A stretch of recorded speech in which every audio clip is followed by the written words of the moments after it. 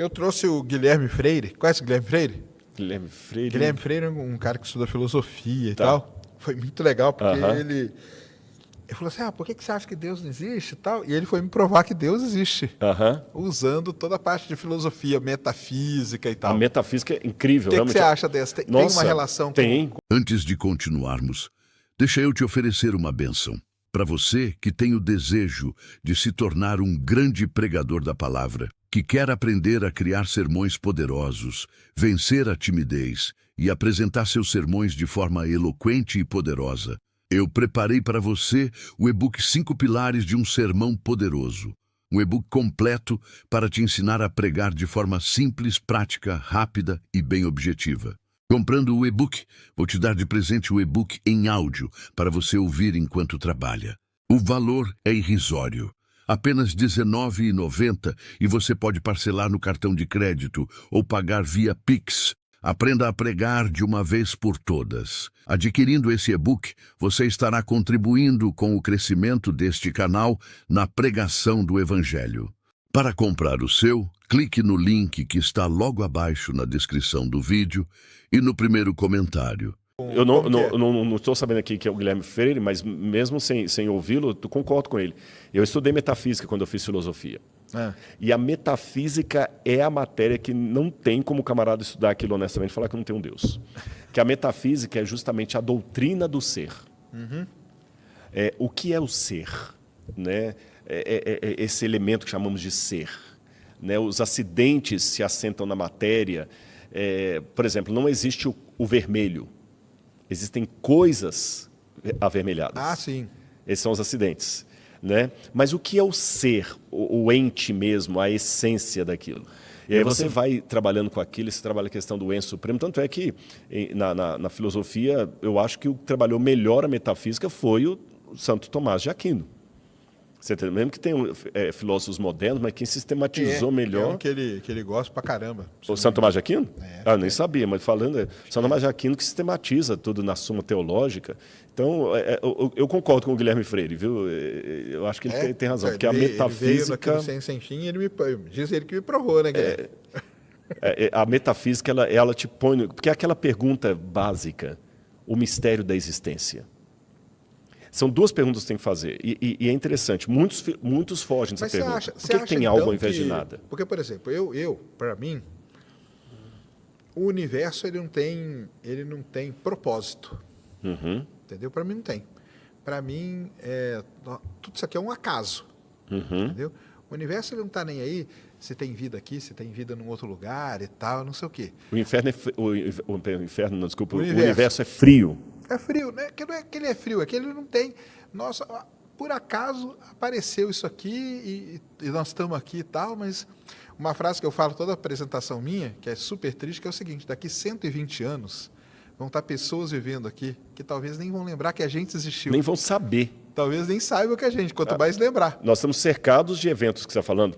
Quem foi o último que usou aquela lamparina? Mas é interessante. Porque Quem foi o cara que escreveu isso aqui? Então, mas nós estamos aqui, tem a múmia ali, e nós estamos lembrando dos caras de quantos mil anos atrás. Mas né? assim, mas a maioria é anônima. Sim. É porque ele era o faraó. Sim. Mas a maioria é anônima. Qual foi o cara que escreveu eu nem essa sei. aqui que você usa, né? Eu sei que foi o Nabucodonosor, mas ele... Agora, eu entendo isso que você fala, só tem um... Você acha que o universo tem um propósito? Você acha que tem? Eu vou responder com uma indagação. Por que teria? Boa pergunta. Eu vou responder com uma indagação, tá bom? Se o universo não tem propósito, não tem significado, de onde vem esse vazio, essa sede de sentido que nós temos? Vamos raciocinar. É uma coisa nossa, né? Mas tudo bem, mas vamos raciocinar na nossa consciência. Na nossa consciência. Mas de onde vem isso? Vamos analisar dentro da natureza. Vamos ser agora bem científicos, tá bom? Dentro da natureza. Se o Pirulo estivesse aqui, ele explicaria isso melhor do que eu. Eu vou falar de maneira leiga, porque eu não sou biólogo. A tartaruguinha do mar, ela nasce sabendo que o lugar dela não é na areia. Você já viu o Projeto Tamar? Já, eu sei, elas nascem, elas vão Eu nunca vi ninguém do Projeto Tamar dando aula de mar para as tartaruguinhas. Nunca vi. Elas têm um instinto. Ela tem um instinto. Um instinto que Tá. E o que é o instinto? Eu poderia dar outro exemplo com a abelha. A abelha não fica dentro da colmeia. Ela sabe que, para ela produzir a coisa, ela tem que ir para fora. Tem um instinto que leva a abelha para fora. Tá. Esse instinto é complicado porque ele é informação. Informação requer pensamento. Então, de onde vem essa informação? Porque, veja bem, esse que é o problema. Com a física, eu descubro que o universo tem leis. O que nós que colocamos essas leis, né? Não, talvez não tenha, né? Não, acredito que não. Aí, nesse ponto, eu vou ser mais cético do que você. Porque a gente convencionou essas leis, Não, né? a lei de gravidade ninguém convencionou. Ela está aí funcionando. Então, você pode ter dado um nome para ela. É isso que eu estou falando. Você deu um nome para ela. Nós chamamos de gravidade, mas as coisas mas elas estão aí. Ou Estão seja, o vocabulário Sim. não anula a existência de. Sim. Ele dá nome ao que existe. Tá certo? Então, eu posso falar que eu convencionei a Lei Maria da Penha. Porque isso foi uma lei dada aqui, que se o camarada bater na mulher, isso foi convencionado, tá certo. Agora, a lei da gravidade, ela não foi convencionada, ela foi descoberta e denominada, os próprios números. Então, olhando na natureza, o que eu descubro? Nós temos uma tendência a buscar fora do meu organismo algo que o meu organismo precisa para sobreviver. Se esse algo não existisse, meu organismo teria morrido. Certo. Tá certo? Ou seja, se a abelha busca o pólen, é porque o pólen existe em algum lugar. E eu nem vou entrar no mérito quem que fez isso, mas olha que matemática absurda. A abelha nasce com a sensação, preciso do pólen. Ela nem sabe o que é pólen, mas ela sai e vai buscar, encontra e traz. O pólen existe. Se o pólen não existisse, a abelha já teria sido extinta. A tartaruguinha do mar, ela nasce com o instinto de buscar o oceano. Se o oceano não existisse, ela já teria morrido. Então, com esses dois exemplos e dezenas de outros que eu poderia dar, tudo aquilo que o meu organismo precisa para essencialmente viver de maneira plena, não apenas sobreviver, existe em algum lugar fora de mim. Sim. Ok? Muito bem. Da mesma maneira que a tartaruga tem essa necessidade, a abelha tem, eu também tenho necessidade por sentido. Mesmo que ele não exista, eu quero dar um sentido. Eu quero dar um sentido. Mesmo que a vida eterna não exista, você gostaria que as suas filhas vivessem para sempre. Mas aí é um sentido que a gente quer dar da gente. Eu falo assim, o universo em si, ele não está nem aí para a gente estar aqui. Não, mas eu vou chegar lá. Aí eu vou chegar, aí que vou o ponto. E eu vou concordar com você. Eu tenho uma desesperada sede por significado que eu não consigo encontrar nesse ambiente. Então, isso me faz chegar a duas conclusões. Ou esse significado não existe, mas se eu falar que ele não existe, eu entro numa confusão. Se ele não existe, por que eu tenho essa necessidade? É uma coisa de falar assim, a necessidade da abelha pelo pólen, mas o pólen não existe. A necessidade da tartaruga pelo mar, mas o mar não existe. Eu tenho necessidade de eternidade, mas a eternidade não existe? Não, ela existe. Mas ela talvez não está nesse plano que eu alcanço. Aí que vem uma coisa que é uma linguagem, inclusive, da metafísica, que é a transcendência. A busca pelo transcendente. Aí o transcendente que obriga Mas aí não começa a ficar um negócio muito fora da realidade? Depende... Primeiro vamos falar a palavra realidade. Quem deu esse nome realidade foi Duns Scotus. Duns Scotus, o que é a palavra realitas? Em latim, a gente fala realidade. Agora, o que é a realidade?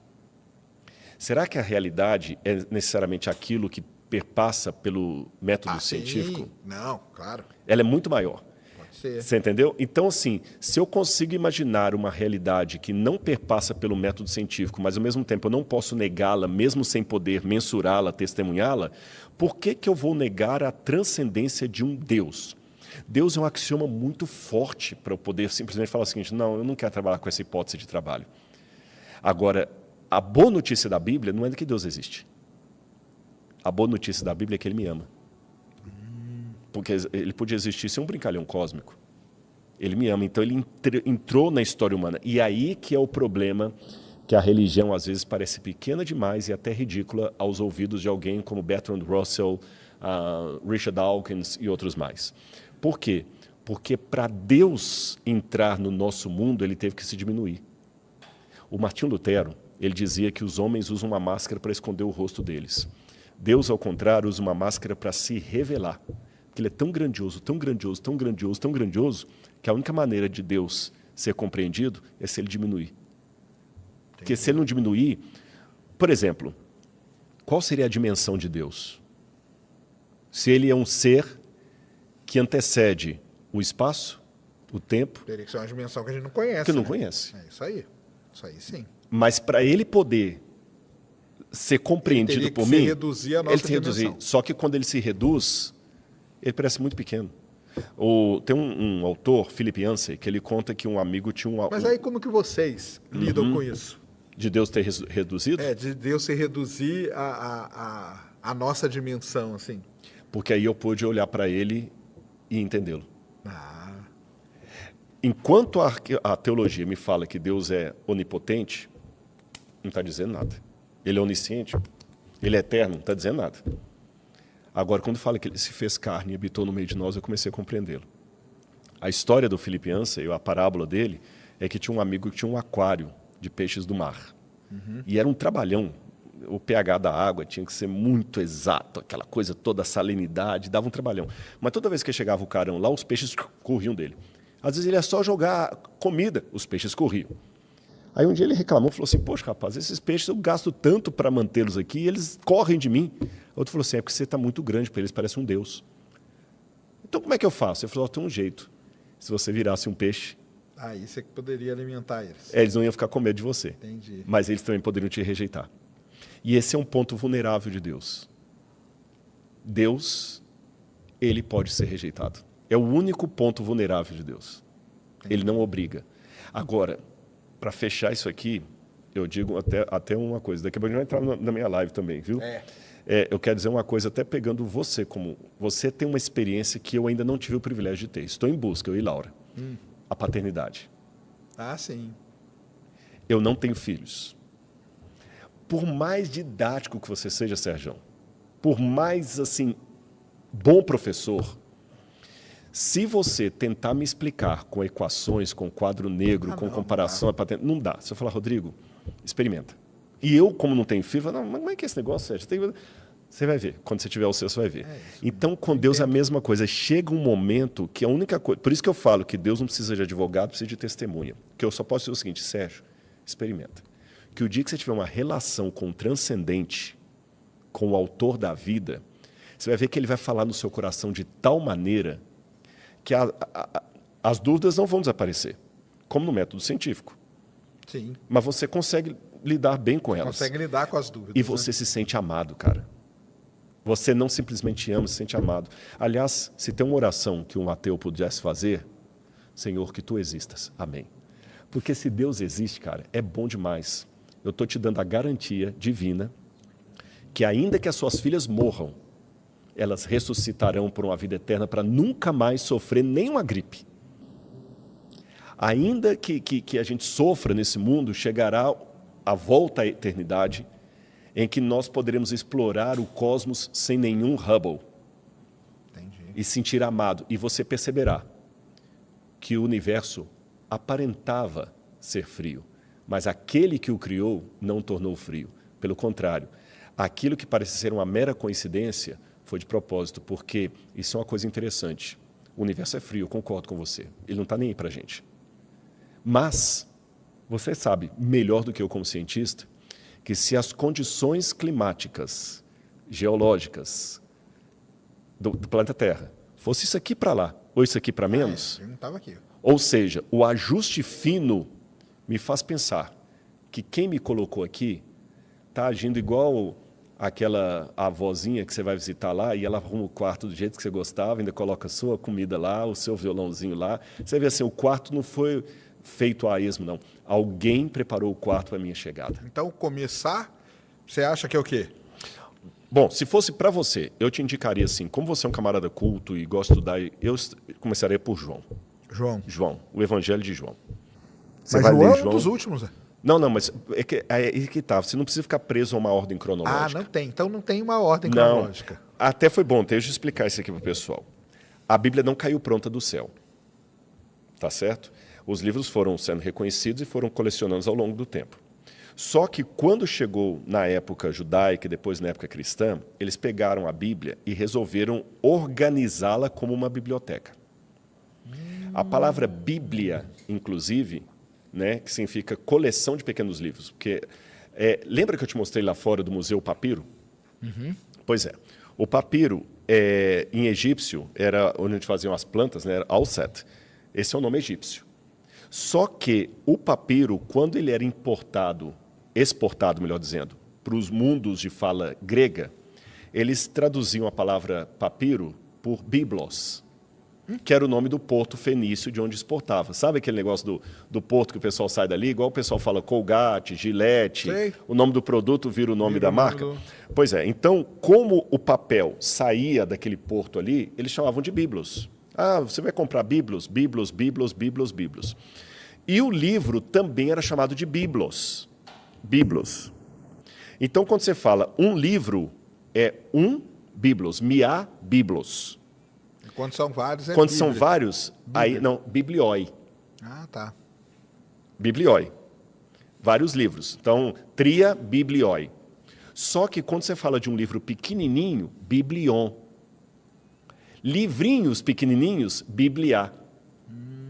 Na ciência, você faz isso também quando você faz do grego ali. Então, Bíblia significa uma coleção de pequenos livros. Aí, como são 66 no cânon protestante, e você tem 7 livros a mais no cânon católico, que são os deuterocanônicos, que os protestantes chamam de apócrifos, não vou entrar no mérito da questão, resolveu-se, então, organizar essa biblioteca em livros. Então, os 5 primeiros livros da Bíblia são chamados de Pentateuco, Penta, os 5 livros de Moisés, Teokos significa prateleira, os 5 livros, o Pentateuco, a lei.